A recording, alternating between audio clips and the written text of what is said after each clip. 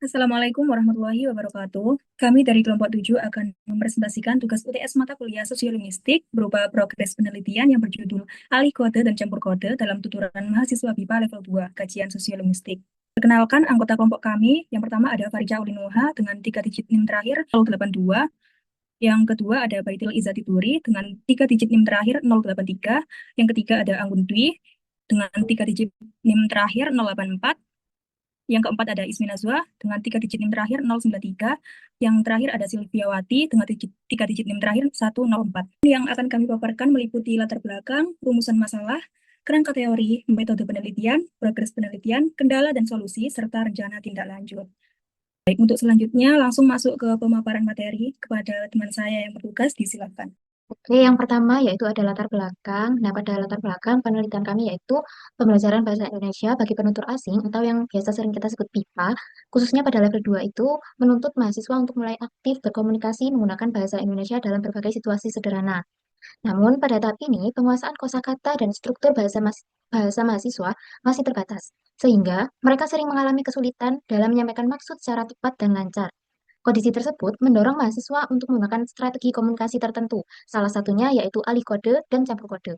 Dalam latar belakang, fenomena alih kode dan campur kode muncul akibat interaksi dalam masyarakat bilingual atau multilingual yang memungkinkan terjadinya kontak antar bahasa. Dalam kajian sosiolinguistik, alih kode diartikan sebagai peralihan penggunaan dua bahasa atau lebih dalam satu situasi komunikasi. Sedangkan campur kode merupakan penyisipan unsur bahasa lain tanpa mengubah situasi pembicaraan. Fenomena ini dipengaruhi oleh kemampuan berbahasa penutur serta kebutuhan memiliki kode yang sesuai dengan konteks. Dalam pembelajaran BIPA, keberagaman bahasa pertama, mahasiswa menyebabkan mereka sering menyisipkan bahasa ibu dalam tuturannya, baik dalam bentuk bahasa serumpun maupun bahasa asing yang umumnya tidak mengganggu kelancaran komunikasi.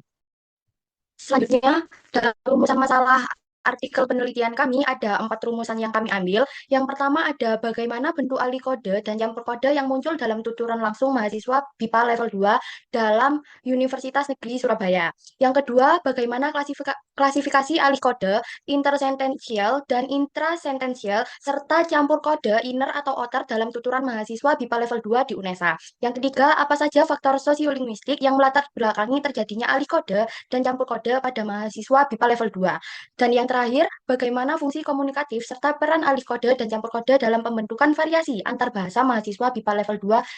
Selanjutnya ada tujuan penelitian. Yang pertama yaitu mendeskripsikan bentuk alih kode dan campur kode dalam tuturan mahasiswa bahasa Indonesia bagi penutur asing level 2. Yang kedua, mendeskripsikan faktor-faktor yang mempengaruhi terjadinya alih kode dan campur kode dalam pembelajaran. Yang ketiga, mengklasifikasikan jenis alih kode dan campur kode berdasarkan kajian sosiolinguistik. Dan yang terakhir, menganalisis fungsi komunikatif serta peran alih kode dan campur kode dalam pembentukan antar bahasa pembelajar. Dalam penelitian kami mengangkat 3 kerangka yang menjadi landasan teori utama. Yang pertama ialah sosiolinguistik. Melalui pendekatan sosiolinguistik, kami melihat bahwa penggunaan bahasa tidak bisa dilepaskan dari konteks sosialnya. Terutama dalam penelitian kami ini, bahasa yang digunakan oleh mahasiswa BIPA dipengaruhi oleh situasi kelas, latar belakang penutur, dan tujuan komunikasi mereka. Yang kedua ialah alih kode atau code switching. Dalam praktiknya, mahasiswa BIPA level 2 sering berpindah dari satu bahasa ke bahasa lain saat berkomunikasi. Peralihan ini biasanya terjadi karena menyesuaikan situasi lawan bicara atau untuk mempermudah mereka menyampaikan makna dari suatu kalimat yang mereka ucapkan. Yang ketiga ialah campur kode atau code mixing. Berbeda dengan alih kode, di sini campur kode dari penutur atau mahasiswa BIPA tidak sepenuhnya berpindah bahasa, tapi hanya menyisipkan unsur bahasa lain dalam satu kalimat yang mereka tuturkan.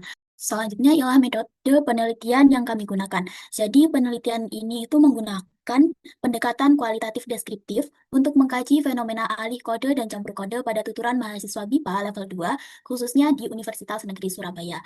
Data utama berupa tuturan lisan dalam interaksi kelas yang dikumpulkan melalui observasi, perekaman audiovisual, dan teknik catat, serta didukung data sekunder dari studi terdahulu. Analisis yang dilakukan secara dengan pendekatan sosiolinguistik melalui tahapan identifikasi, klasifikasi jenis, alih kode dan campur kode, analisis faktor penyebab, serta interpretasi fungsi komunikatif dalam kerangka interlanguage guna menggambarkan pola penggunaan bahasa dalam pembelajaran BIPA secara komprehensif. Baik, selanjutnya ada progres atau hasil sementara dari penelitian kami. Sebelumnya, Mohon maaf karena dari kelompok kami pengambilan data belum dilakukan dikarenakan ada banyak kendala, terutama saat menghubungi salah satu dosen pengampu mata kuliah BIPA. Namun demikian, dari kami sudah melakukan koordinasi dengan salah satu dosen pengampu mata kuliah yang akan mendampingi dalam proses pengumpulan data nantinya. Adapun pengambilan data direncanakan akan dilaksanakan pada hari Selasa, 7 April 2026, bertempat di Gedung Fakultas Bahasa dan Seni Universitas Negeri Surabaya. Oleh karena itu, pada tahap ini kami baru dapat menyampaikan rencana dan kesiapan awal penelitian sebagai bagian dari progres yang telah kami capai.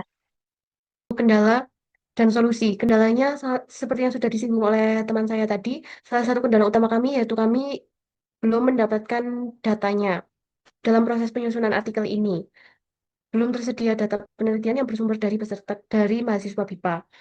Solusi dari kami sebagai upaya untuk mengatasi kendala tersebut, kami telah melakukan koordinasi dan komunikasi dengan Ibu Prima selaku dosen BIPA untuk memperoleh izin serta arahan terkait proses pengambilan data dari mahasiswa BIPA. Langkah ini diharapkan dapat memperlancar proses pengumpulan data sehingga tahapan penelitian selanjutnya dapat segera dilaksanakan sesuai dengan rencana yang telah ditetapkan pada awalnya.